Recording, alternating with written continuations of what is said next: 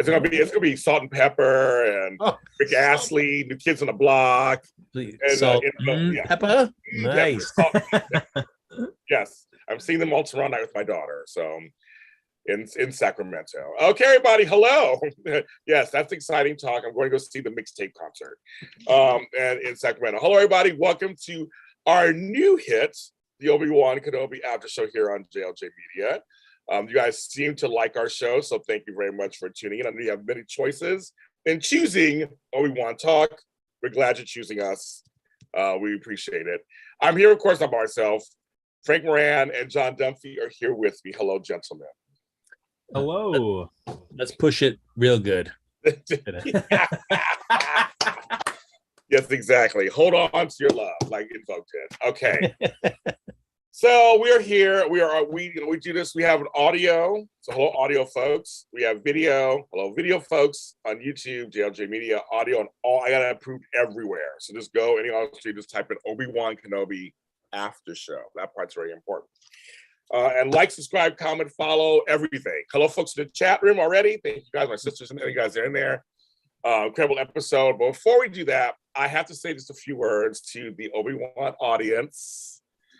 Every once in a while, something happens off camera that's very disturbing. It happened to Kelly Marie Tran. It happened to Moran Morrison. Happened to Ahmed Best. And at some level, happened to John Boyega. Racism comes into the play, and Moses Ingram, who plays the third sister, Reva, is getting death threats and hundreds of racist posts sent to her online because she's Black. I saw this morning. I told the fellas, I did a whole big talk about this on my other show this morning called JLJ This Morning Live. You can check it out from today's episode. I go into a deep dive about this and all that, and the kind of history of this and how bad this is and everything and how just wrong it is. So I don't want to take much time because we had a good episode tonight of the show. But I just wanted to say to you all that on this show and my company and everything, we don't support that kind of stuff. We are completely, it's a show about droids and aliens and humans all mixed together. And I just don't understand. I will never understand racism, period, anyway, but I will never understand racism about a character or an actor on a show. I just think it's, some things, diversity hire, obviously they're saying all these different things. I still never understand. It's about the work. It's about the storylines. It's about the characters.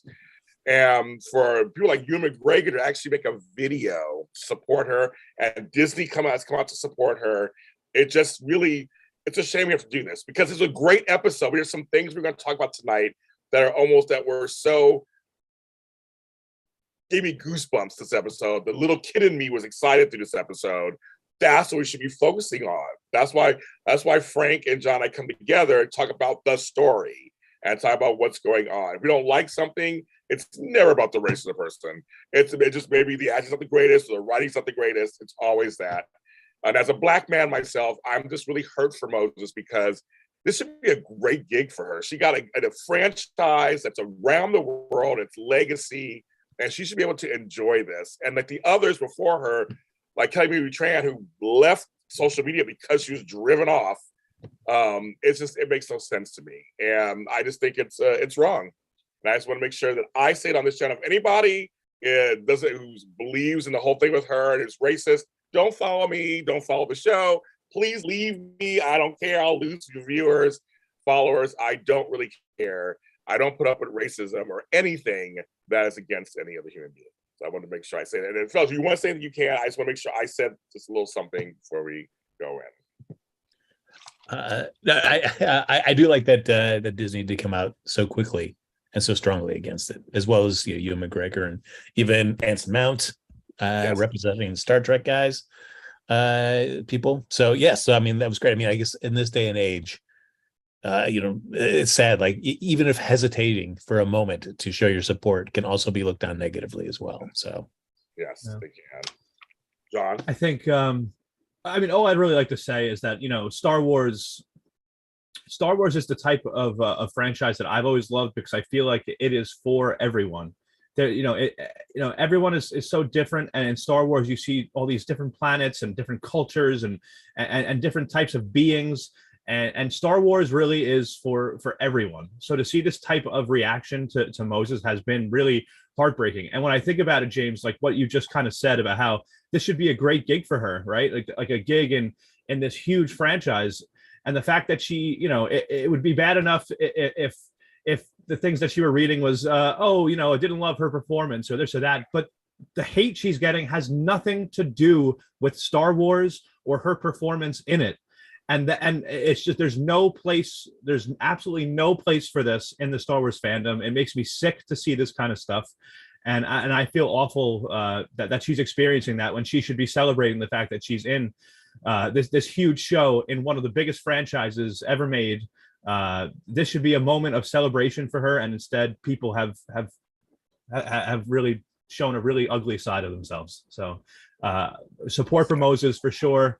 And I'm, I love having her in the show. So, yeah. Well said, both of you guys. I agree. And like I said, I've worked with Frank for 7 years.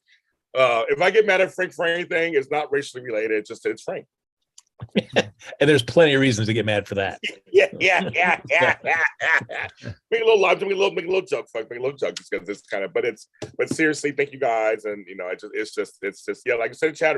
Too many narrow-minded folks, and it's just we have to like somehow separate from that, and that's what we gotta do. We can't tolerate that. Not in our families. Yeah. Okay, so the episode itself. Okay, overall thoughts, kids, because I was shocked that everything we said last week that we thought might happen, it happened sooner. Apparently, things were happening. I'm like, okay, we were all wrong. Apparently, I know it's only 6 episodes, but geez, like they're putting the pedal to the metal. So I would say, John, first ask you overall thoughts of the episode. Goosebumps. Yes. Goosebumps. Oh my God, I love Darth Vader. those are my overall thoughts. Yeah, those are my overall thoughts. Vader is coming. Frank Moran, what do you think? I have several thoughts about this episode as well, but I feel like the one big one is, I think I know the answer, because I think I would say yes anyway. But like Hayden Christensen. I mean, when it's like, because of course you want James Earl Jones doing the voice, of course. Yeah. You got to have that. Yeah. He's the national treasure. Protect James Earl Jones at all cost. Yes. He has to live forever. But also thinking like, boy, for this, it's like Hayden's just in the costume. But then I have to think like, if somebody asks me like, hey, do you want to play Darth Vader? You're just in the costume. James Earl Jones to do the voice.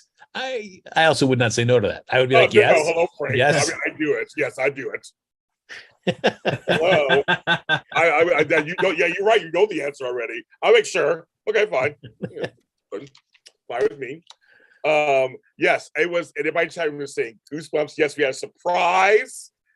And well, I'll tell you how I feel when we get to that part. I'll tell you everything. That's James Earl Jones. Nice surprise. I did not know that. Big surprise. And well, actually, we do. In the beginning, actually, I watched the I didn't even skip the recap. I was like, oh, it's so good. Putting Darth Vader back together, very cool to see the whole thing and piece by piece. I know. I mean, everybody knows I'm a Vader fan. I have a podcast called Darth Vader Is Your Father. I was clearly a big fan. Everyone's like, nobody's commenting. Yes, they do it in drop of a hat. Yes, so we all know we do it. Frank said he knows our answers. Yeah, we do it. Okay, anybody voice it. I'd love to be a Darth Vader costume on a Star Wars show. Oh my goodness, I'd do it in a heartbeat. But then I have a deep voice. I'd want you to do. But anyway, no, but having it put together and the music, it was very cool. I was getting goosebumps. He's done. The hat comes on. There's the breathing, the signature breathing. It kept flowing as he just walks through. The whole thing was like, am I 8 years old again? Am I 13 again? Like, it was just completely. I loved it, guys. I love that whole opening thing. I did, and him talking to Reva. So she was the hologram thing, but that he ain't talking to the other folks. Talk to her. So your thoughts up to this point.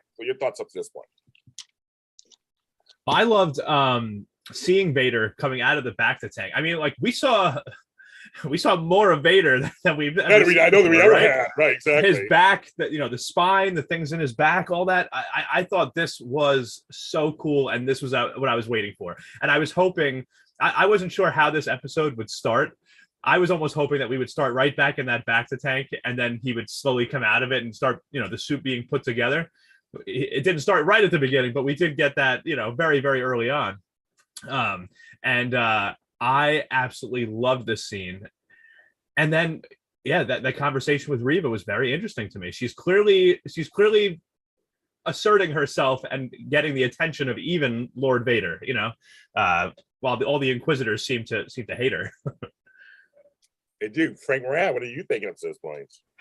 Yeah, I mean, I guess, as we talked about, it's like with the Inquisitors, it's, if you want to make your power play, you got to go right to the top. Get a little action going for you. Like, yeah, give me what I want. I'll give you what you want. We'll do what can happen. What was great, I mean, it was unexpected to see Vader this prominent, this early, this actually interacting with Kenobi this early. Yes. Unexpected surprise. So that was great. And just the casual brutality that Vader had when he arrives at that village. Just, yes, man. They showed him snapping the kids' necks and shit. They didn't show that another thing. They actually showed up like, ooh, dang. I'll say, like, Darth Vader is easily one of my favorite characters in all of Star Wars. And I feel like we've always known him as being, one of the most iconic villains in the galaxy, this badass. He's so brutal. This was the most brutal I feel like we've ever seen him. And it was like a short thing. The way he force chokes that kid, like you said, James, and just snaps his neck and then uses the force to drag that person behind him. And like, I just felt like this might have been the most brutal we've actually seen Vader actually be. Like, it's just, and it was so casual. That's what it was, I think. Well, we're on this planet, and so first of all, you have the Freck guy who's kind of hilarious, and then when he got them in the back of the truck, he said, "I this is probably on this. Obviously, it's on purpose. I have to be on purpose." The way he was talking, we all like a little free, a little control, Joe. It was like the way he was talking about the Empire. That could have been a redneck from some state that's like, it could have been anything. It was like a conservative from a certain. I was like, he's talking like a conservative or something. I kind of like the way he's like something like that. It made me chuckle. And the fact that they were out there, and he was just like, I'll pick you up. I was like, don't trust him, you guys. I had a question for both you gentlemen. This whole episode, when he was like hiding on the run, why wasn't his thing up more where he could hide his face? Like he just hair flopping in the wind, everybody has a beard. He's walking around just like he's a regular person. I'm like, well, should you try to cover up your face when you're out and about? Yeah, but I don't know. Doesn't I was thinking that too, but then also isn't like the hood up like signature Jedi? Oh, I guess that's you're right. Okay, you're right. There you go, Frank. Answer my question. You're right. That was the only reason I could think of. Is like if it just seems like, oh yeah, you're really calling attention. Like, is this guy a Jedi? Because he certainly wore that hood up like a Jedi would wear it. You're right. It was odd to me though that he wasn't wearing the hood in that vehicle when the stormtroopers actually got in it. And then when they were pulled up to that checkpoint, he was like, yeah, I know. You just had 4 stormtroopers in the car with you. Yeah, that whole scene was great. I love that. I love that they came from folks who, if you don't remember, they came up with a story. They're from Tall. Yeah. Their names. Her name was, and when he messed up and called her, when he called her Leia, I was like, oh, of course he would mess up. He kept saying, the girl who plays Leia is so good. She's so good. But he messes up her name, and I'm like, oh, Obi, Ben, what's wrong with you? But that was kind of funny moment. But the story, it was a very suspenseful first part of the show. The show went by fast to me. It was 41 minutes, went by fast. That first part was very. The story was sitting there. We always find. We know when we see a Jedi. I mean, all the lines were really funny to me. It was like, you're sitting right here, you stupid people. And they get off. We're here, bye. But then Freck, you should check them out. Of course, I said, of course he's going to say that. He can't be that innocent. Because you're out in this desert for no reason. It was weird to him. Yeah, it. The one thing that this episode really, certainly it was a big part of the other two, but it just really this time, and maybe it was just seeing him up against Vader, but just how broken Kenobi is. From even now that he's realized that the best friend that he thought he had killed is alive, but he's now just like this horrible monster. Yeah, it's just it's one of those things where you think about like, oh hey, it's the prequels and then it's A New Hope, and there's that big time gap in between, and you're like, oh, he just gets old and then he hangs out with Luke and gets him going on the Jedi path.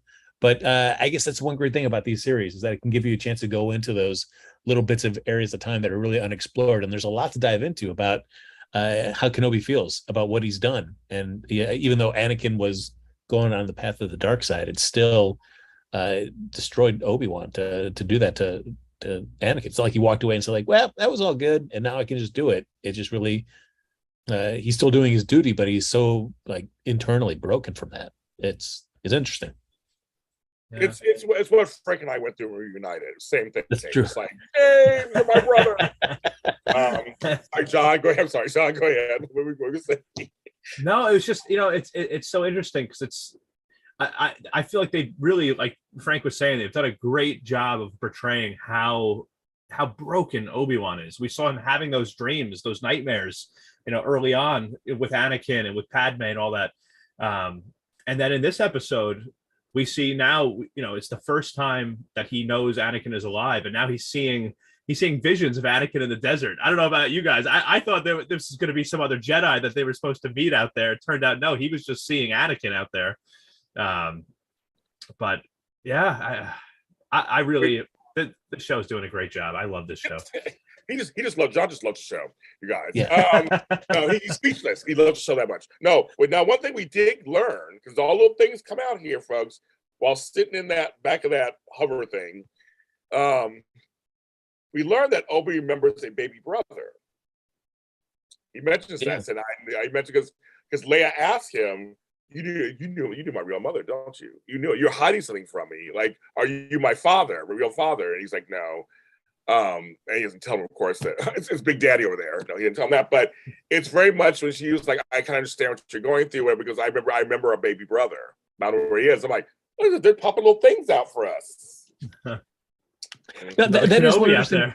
Yeah, to think about Jedi's thinking about the life that they gave up for that. I mean, yes. Even though they leave his and then just what little memories of that past life that they are able to hold on to and go like, oh, because I mean that is one of the weirdest things about the Jedi culture, that even watching the prequels and just the way that they do it, it's like you're taken away from your family. You can't have those personal attachments. Nope. And I feel like that's like the hugest struggle with, is that the right way of the Jedi or not? But I think for us as fans watching the Jedi, is that the right? Are they doing the right approach? Because it does, in one sense, seems incredibly cruel to do to a young child. Rip them away from Frank, isn't that the whole motto of, like, even like in James Bond, he was only married once. The rest of the time he was never married. Like, it's like aren't like for spies. Like, isn't that having attachments? You can't have any Achilles heels, right? Is that the problem? Well, true, but I think it's one difference when you're a child. It's when you're an adult, you're actively making that choice, and as a child, you may not consciously be aware of all the ramifications of what you're giving up. I think as an adult, you have a better mindset as to, like, I am consciously choosing to give away this, and I have a good idea of what I'm giving away. I think it's a hard ask for a youngling for them to fully grasp everything that they're losing.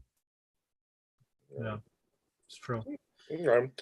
Can I just say also in the back of that vehicle, because that whole thing where Obi-Wan slipped up, you're right, and then he covered it up by saying, well, that was, Leia was her mother's name. And it's funny to me because they're out there on the run, they're hiding, they're trying not to give out their true identities. But there was a line that was just so true in there when Obi-Wan looked at Leia and said, I'm sorry, that was her mother's name. When I look at her, I can see her mother's face. And I just feel like they're putting a lot of references to Padme in there, which I love, because Padme is one of those characters, especially in like the Clone Wars, who you really just, you get to love these characters, like love or hate them in the prequels, whether it's, Anakin or Padme. If you didn't like the acting, the writing, whatever, but the Clone Wars, especially like those moments where Obi-Wan is referring to Leia and like kind of talking about Padme, is just I love it. And you know that, and so folks, they announced that Jedi Tales is coming out this fall, and it's going to be a Darth Vader story. They said in there, and I don't know what it is yet, but they're doing this. One of the 6 or 7 stories is going to be a Darth Vader story. But I mean, I do know I would love to see, because as you mentioned, James, finding out Obi-Wan, I have a younger brother. I would, in a world where it's like I'm sure somebody's going to write the story of that younger brother. Do they realize like, oh yeah, my older brother's a Jedi. I should find out if he's still alive. Do I want to reconnect? Let me, Frank, and John develop it. We could totally develop it into a story. Disney, hire us. I'll consult with them. I'll write it, and we'll be producers. Ready, Frank and John? Ready to do it? Let's do it. Let's do it. Come on, Disney. Let's do it. Ben's brother. I don't know. I don't think it's subtitle. I agree with you. I mean, it's a great spin-off. It is true, right? I mean, think about like Kenobi's got a brother out there. Order 66 happens, but like the Empire is still sending out notifications. Like we're searching for Obi Wan Kenobi. If his brother's still alive out there, he might see that and be like, "Oh, my brother's still alive." That is an interesting story. Yeah. My sister says she's thinking the same thing, Frank. Thinking the same thing also. No, I would love that. I would love that. But yes. So this show so far is really giving us rebellion realness. Like they're giving us this whole thing. I really feel like we're in that time period. These last 3 episodes, that there is a problem happening. Like people are resisting. People are living in fear. People are trying to fight back. I'm getting a real cinematic feeling from this TV show. I'm really getting it. I agree, because even like when they first get to the planet and Obi-Wan's telling Leia how this planet used to look when he was there last and how it looks now with the Empire ruling, and you just see like, yeah, this is there, and even with the contact that he makes in the town too, just saying like, yeah, I thought it was the right thing to do, and then I realized like, ooh, these people are bad news. Yes. Well, he takes out the stormtroopers, but someone rolls up and we're like, uh-oh, he's caught. I'm thinking he's caught. That's it. The officer comes out and she shoots the remaining stormtroopers, and her name is Tala. She's a resistance officer. Well, they don't know she is, but she's resisting, and she's an officer in the town, and she's like, I'm here to help you. Surprise. Did not expect that. I didn't expect that either. You're like, well, yeah. I was like, I have a feeling. You thought so? Okay. Yeah. It seemed too easy, because I feel like they weren't going to get caught yet. Right. Yeah. See, Frank's smarter than the rest of us. So they go to this place in the town. It has a safe house. They meet Ned B.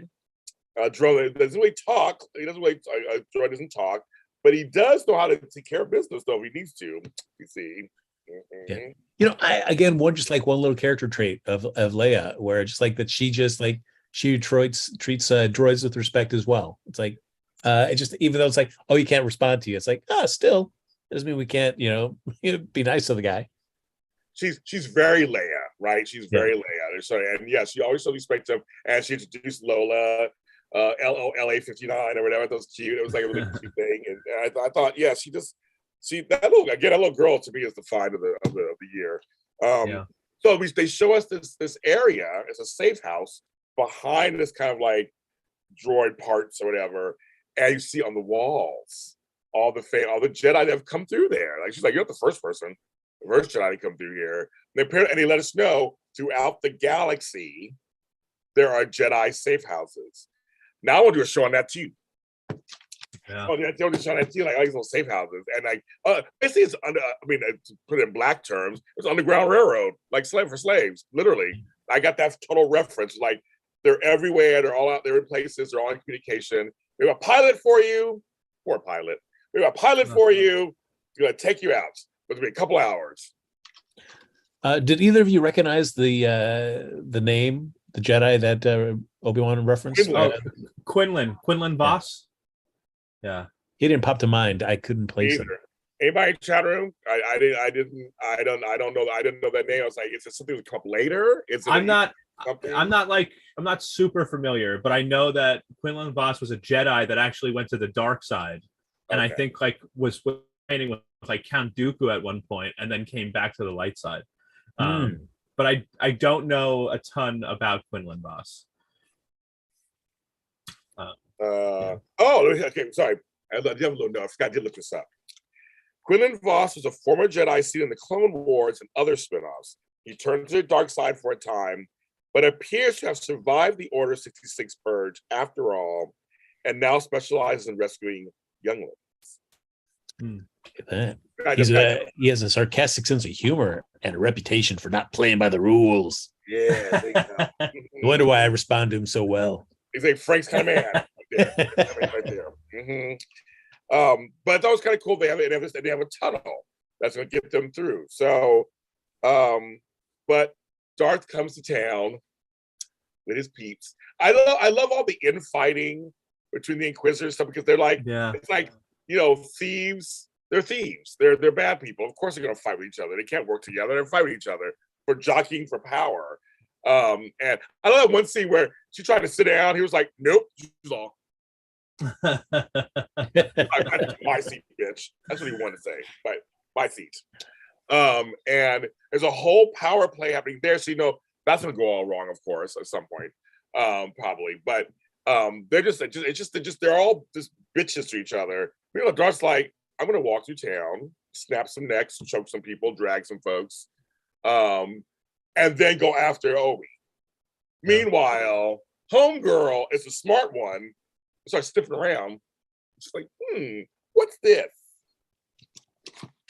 A little too convenient. A little too convenient. You think it's supposed to be? She can't be that smart, Frank.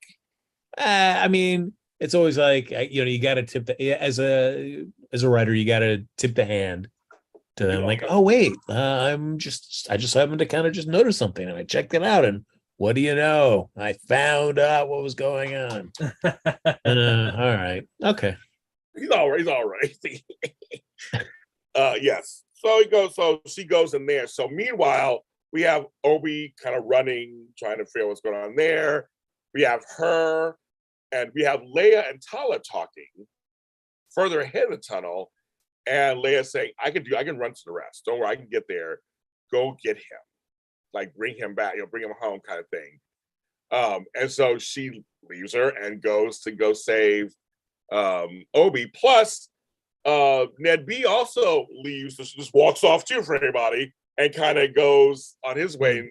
So that plays later into the show, but very interesting.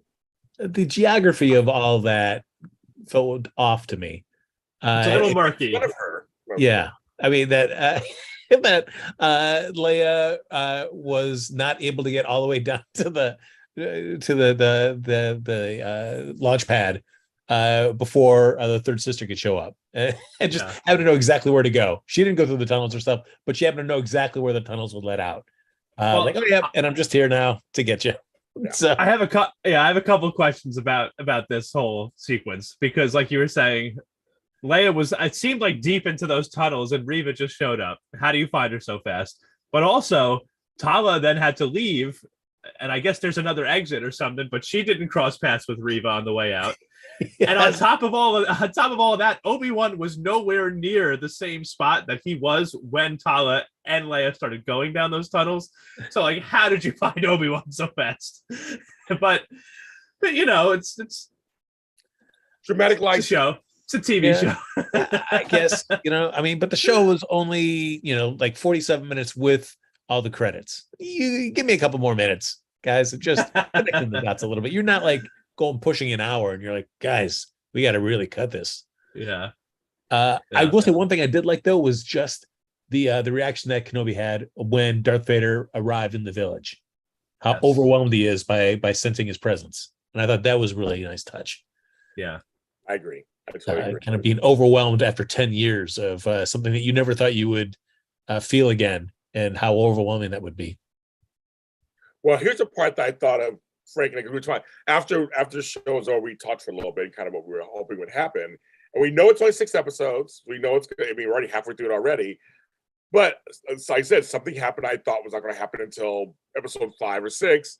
and that is Darth Vader and Obi-Wan literally face to face with their lightsabers fighting. But now I was goosebump moments. I loved it.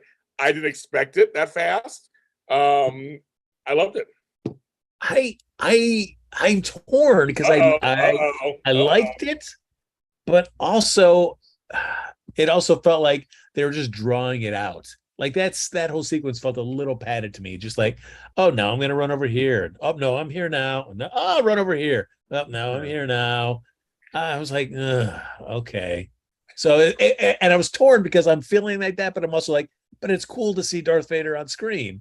Yet I'm also feeling like, oh man, guys, I feel like we could have tightened this up to make it a little bit more suspenseful and riveting. It just felt like a bad version of a horror movie where it's just like, oh, I'm gonna run away. Oh, now the bad guy, the killer's there. I'll run down this way. Oh, the killer's there. So I don't know. Yeah, I don't know it did get to a point with the running and chasing that I thought it was a little too much. I understood it in the beginning because it's like clearly he's just trying to draw Vader away from this little village and get him away from these people so that he doesn't hurt them or kill any more of them or anything like that. But it did then start to go on like a little bit. But I love that we got this. I was hoping that we'd get something like this where we'd get like Obi-Wan is a broken man. He hasn't been using the Force. He's been cut off. He's forced to face Vader and gets his ass kicked. And then we're going to come back later in the season and it's going to be, the Obi-Wan that we know from A New Hope, the optimistic, ready for anything Obi-Wan. But I also feel like the powers and how powerful Vader is fluctuates for the needs of the plot. Because I thought it was great where he lifts up Obi-Wan and he dumps all that flammable material and lights it up. And then, of course, after he tortures him, and then he gets distracted when the stormtroopers start getting shot up, and the fire starts again to distract him. When the robot's picking up Obi-Wan, there's nothing to say that Darth Vader could have just used the Force and just crushed that robot, brought Kenobi over to him. But instead, he just stands there. I'm just like, what? Okay, I guess. I mean, it makes it for a very quick end of an episode for sure. If Kenobi gets Vader or Vader gets Kenobi, but I also felt like, but he could still do it, right? John, what do you think? I don't know. I didn't really think about that, to be honest, when I was watching, because I was surprised. I wasn't expecting Tala to just show up there. Yeah. So like because it was unexpected, I guess. I don't know. I didn't really put much thought into that, though. I was just so surprised by Tala showing up with the loader droid to like pull Obi-Wan to safety, and then also internally I'm thinking like, oh, I'm like the last time these two saw each other, the other one was on fire, and now there's that. Yes, so like that too, yes. I was thinking about like things like that. I didn't even really kind of think about that, about how Vader just kind of was like, all right, whatever, I guess tonight's not the night. yeah, he was just like, all right, see you later. right. Well, because there was a part of me that's been wondering too, like I could see Obi-Wan getting captured at some point, and I wondered if maybe this would be the night, and then he's got to like fight his way out or something, or I don't know, but I don't know. Because I'm curious to see just the Obi-Wan-ness of it all, because it really plays in the fact that it's been 10 years since he's really been practicing the Force on an active basis. So he's incredibly rusty, both of those use of the Force, how to properly wield a lightsaber, how to stand up in a fight, especially somebody like Vader is really full on at his peak in terms of embracing the dark side. To get from where Obi-Wan is to where we see him in A New Hope, as you're saying, much more confident and sure of himself and his abilities and how he can be a Jedi, so he can teach Luke and be like, yes, let me put you on this path. I don't know if this story gets us there, because it just seems like, we're 3 episodes in and we're still kind of revolved around the Leia plot with only 3 more episodes. I don't know if we get to Kenobi like becoming like the Kenobi that we know and love. And if we don't, do you think that's a bad thing? If we don't, I don't necessarily think it's a bad thing, because if we don't, I kind of think that might set up for a second season or something like that. So he said he wants to do another one. Ewan said that. So, and I got to tell you, yeah. And if Ewan McGregor is telling you that he wants to come back for another season to play Obi Wan Kenobi, you do it. Yeah. No, thanks, Ewan. See ya. We'll let you know. That's a good point, Frank. Actually, I mean, it's funny because we know this is limited. Unlike Boba Fett, we know this is a limited series. So if they don't get there, would it be better not to get there so we can have some more adventures if the show's done? Well, so far the show's being done decent. So if it's done well, I wouldn't mind another season of this. Yeah, I am. I'm wondering though, like the more seasons you do, how involved can you make Darth Vader part of that? Because does that rob some of the specialness of A New Hope, where it seems like it's been a while since they last saw each other when they reconnect on the Death Star? Right. Well, it depends on how you end how you end it. I guess it depends on how you end the next season of it. Yeah. Maybe that'll inform how we'll feel, to play catch up to the New Hope. I wonder. Because I don't think we're going to see somewhere like Obi-Wan like flips a switch and goes like, "Oh, I'm fully connected and just as adept in the Force as I've ever been, and now I can fight really cool and awesome against Darth Vader and any other stormtroopers that come along his way for the rest of the series." I don't know if I don't think it would happen like that. I don't think. Well, as we know from past shows, anything's possible. Anything can happen. We don't know for sure. Yeah, but I think that's part of the excitement. These next 3 episodes, I have no clue. No clue. I mean, I really have no clue what can happen next. I mean, I can't even predict. So Tala them bring him, but Leia is she caught by third sis by Reva? That poor pilot's dead. Does he just get nursed back? Does he forget about Leia? I don't. What's gonna happen next, kids? I have no idea. Well, I mean, we've seen how Leia does in chases, and nobody can never catch her. That's true. Frank's on her side. He's like, she's gonna get away. She'll get away. Yeah. But you know what I mean? It's like I really can't predict what's gonna happen next because it's such a. We're right. We don't know what's gonna happen in the series. We just have no idea. Yeah. I did not think we would have a confrontation this soon in the series. I thought it'd be episode 5 or 6. No, I thought for sure that seeing him, I thought that scene of him seeing him, looking at the thing, would be close enough. I didn't think they would actually. No, I agree. I thought it was going to be more like Vader would almost be like he was an Empire, where it's just like where all the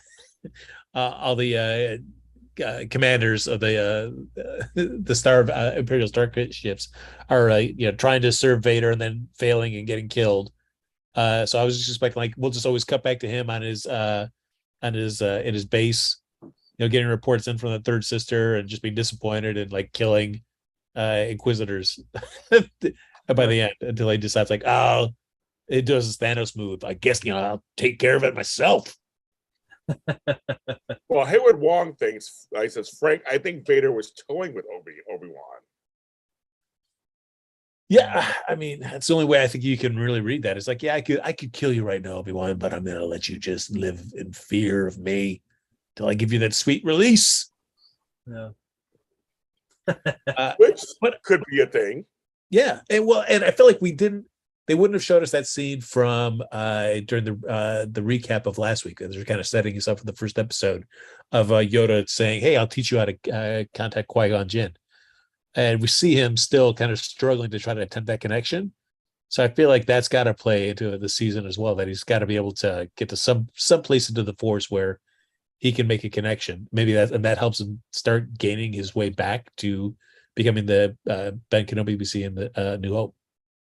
And that literally that was the show. I mean, literally that was the show. I mean, it went by really fast, and I mean, it wasn't that complicated. It wasn't that complex. It wasn't a lot of characters.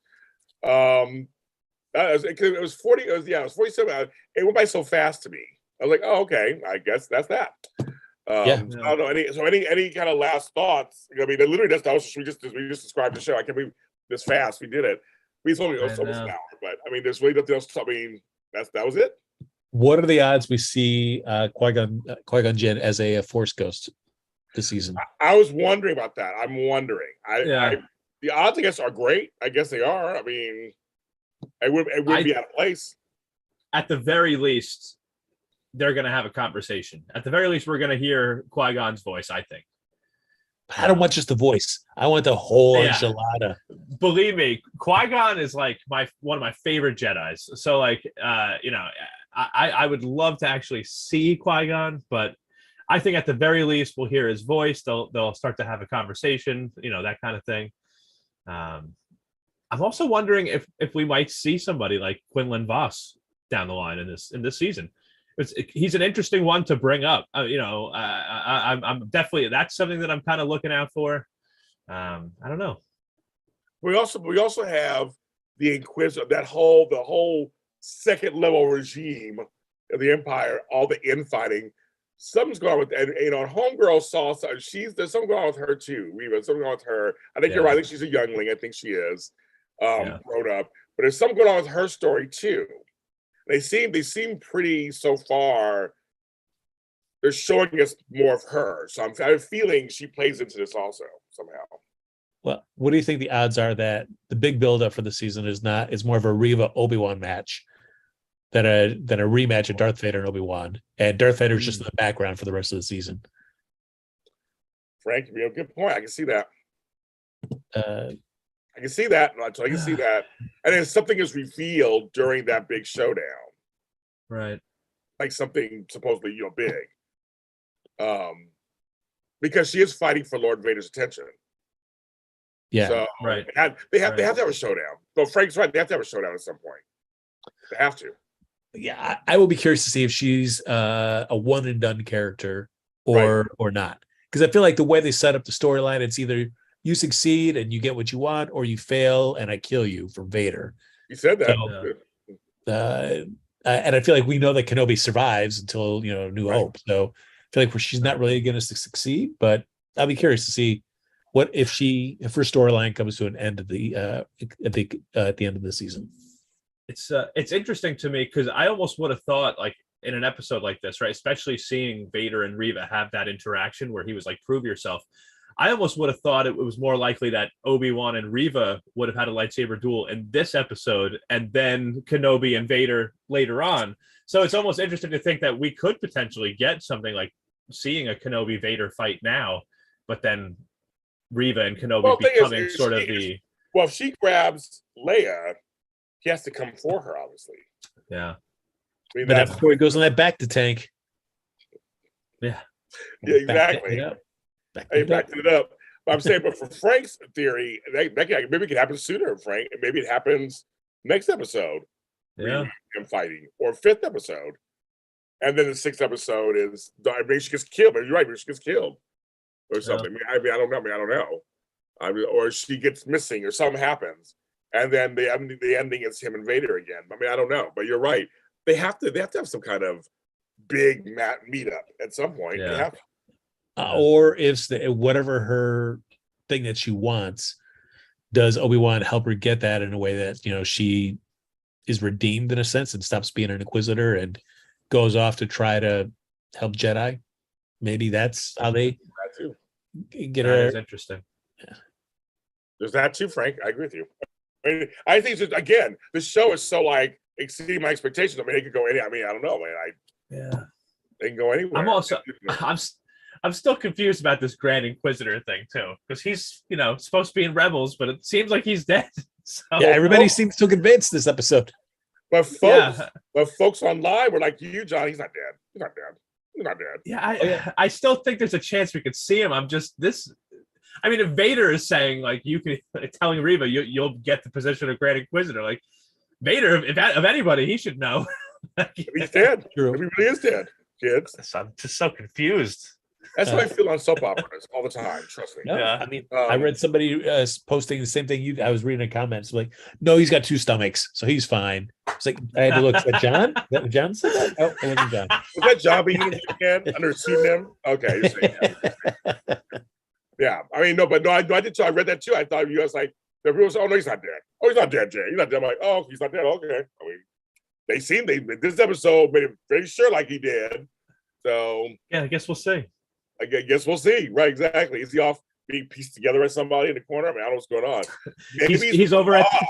He's with the Mod Squad. Mod Squad on that planet, and the guy with the eye is helping him. There you go.